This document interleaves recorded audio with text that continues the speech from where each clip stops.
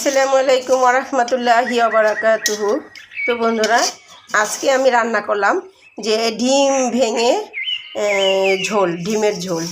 তো এরকম ভাঙা ডিমের ঝোল কুসুমগুলা একবারে আস্তে আস্তে রয়েছে, একটুকু ভাঙেনি। তো এরকম, আর নীলফামারী রংপুরের মানুষ বলে পানি তেলানি, আর আমরা বলি ডিমের ঝোল।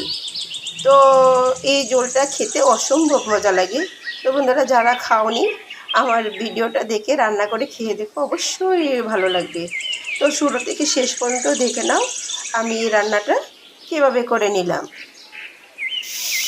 তো বন্ধুরা, চলে এলাম যে ডিম আজকে অন্যরকমভাবে ডিমের ঝোল করবে।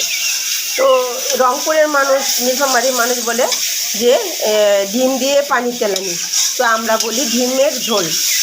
তো ডিমের ঝোল করার জন্য হাফ কাপ পেঁয়াজ কুচি, সামান্য 5-6টা রসুন কুচি, 2টা কাঁচামরিচ ফালি, আর হলো 1 টেবিল চামচ মরিচের গুঁড়ো, হাফ টেবিল চামচ হলুদের গুঁড়ো, সামান্য একটু জিরা গুঁড়ো, সামান্য একটু পাঁচফোড়ন দারচিনি গুঁড়ো, মশলা গুঁড়ো দিয়ে দিলাম। তো এখন মশলাটা 5 মিনিট কষিয়ে নিচ্ছি। 5 মিনিট মশলাটা কষিয়ে নেব। আমি মশলাটা 3বার কষিয়ে নেব। তো এখানে 3টা ডিম নিয়ে নিলাম। তো নীলফামারী মানুষ বলে না, রংপুরের মানুষ বলে পানি তেলানি, আর আমরা বলি ডিমের ঝোল। তো এখন আমি আরেকটু পানি দিয়ে আরেকবার কষিয়ে নেব। তো দিয়ে দিলাম আরেকটু পানি। তো এই পানিটাও আমি কষিয়ে নেব। আবারও 5 মিনিট কষিয়ে নিচ্ছি। ভালো করে 5 মিনিট মশলাটা কষিয়ে নিলাম। তো বন্ধুরা, 3টা ডিমের জন্য তো তোমরা যেরকম ঝাল খাও সেরকম দিবে। আমি হাফ চামচ হলুদের গুঁড়া দিয়েছি, হাফ চামচ মরিচের গুঁড়া দিয়েছি, আর 2টা কাঁচামরিচ ফালি করে দিয়েছি, আর 3টা রসুন কেটে কুচি করে দিয়েছি, 1 কাপ পেঁয়াজ কুচি দিয়েছি। তো 3টা ডিম রান্না করার জন্য, 3টা ডিমের ঝোল করার জন্য, আর পরিমাণ মতো তেল নুন দিয়েছি। তোমরা ইচ্ছে করলে আরেকটু বেশি কমও দিতে পারো। তো এখন মশলাটা 5 মিনিট কষিয়ে নিলাম। এখন একটু পানি দিয়ে দেব। মশলাটা কষানো হয়ে গেলে এরকম তেল টকবক করবে। তো এখন আমি পানি দিয়ে দিচ্ছি। তো মশলা কষানো হয়ে গেছে, এখন আমি দিয়ে দিলাম পরিমাণ মতো পানি। তো এটা ডিমের ঝোল হবে। তো নীলফামারী রংপুরের মানুষ বলে পানি তেলানি, তো আমরা বলি ডিমের ঝোল। তো এই পানিটা ভালো করে ফুটিয়ে নেব, মানে ঝোলটা ভালো করে ফুটিয়ে নেব। তারপর এই 3টা ডিম ভেঙে দেব।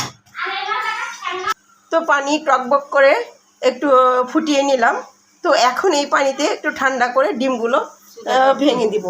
তো একটু আগে ঠান্ডা করে নিই। চুলাটা অফ করে দিচ্ছি। এখন চুলা অফ করে ডিম ভাঙিয়ে দিচ্ছি। তো এরকম করে 3টা ডিমই ভেঙে দেব। তো 2টা অলরেডি ভাঙিয়ে দিয়ে দিলাম, আর একটা আছে। তো 3টা ডিমই আমি ভেঙে দিয়ে দিলাম। তো এখন চুলাটা অন করে দিচ্ছি। তো এখন আমি একটা এরকম ঢাকনা দিয়ে ঢেকে দেব। তো 10 মিনিট লাগবে না, 5-7 মিনিট পরে আমার রান্নাটা হয়ে যাবে। তো তেলানির ডিমের ঝোলটা হয়ে গেছে। তো এখন আমি নামিয়ে পরিবেশন করে তোমাদের দেখাচ্ছি যে কত সুন্দর লবণীয় একটা পারফেক্ট একটা রান্না হয়েছে ডিমের ঝোল। তো এরকম ডিম ভেঙে ঝোল করলে খেতে অসম্ভব মজা লাগে। তো আমি এখন তোমাদেরকে পরিবেশন করে দেখাচ্ছি। তো যে ডিমগুলো একেবারে ভাঙে নাই, যে হলো এরকম কুসুমগুলো আস্তে আস্তেই আছে। তো এরকম ডিমের ঝোল খেতে অসম্ভব মজা লাগে। কালারটাও খুব লোভনীয় হয়েছে। তো এরকম ভাঙা ডিমের যারা রেসিপি জানো না, আমারটা দেখে রান্না করে খেয়ে দেখো। তো অবশ্যই কমেন্ট করে জানাবে। তো বন্ধুরা, এই ডিমের ঝোলটা কেমন হয়েছে অবশ্যই কমেন্ট করে জানাবে। তো ভালো থাকো, সুস্থ থাকো। আসসালামু আলাইকুম, আল্লাহ হাফিজ।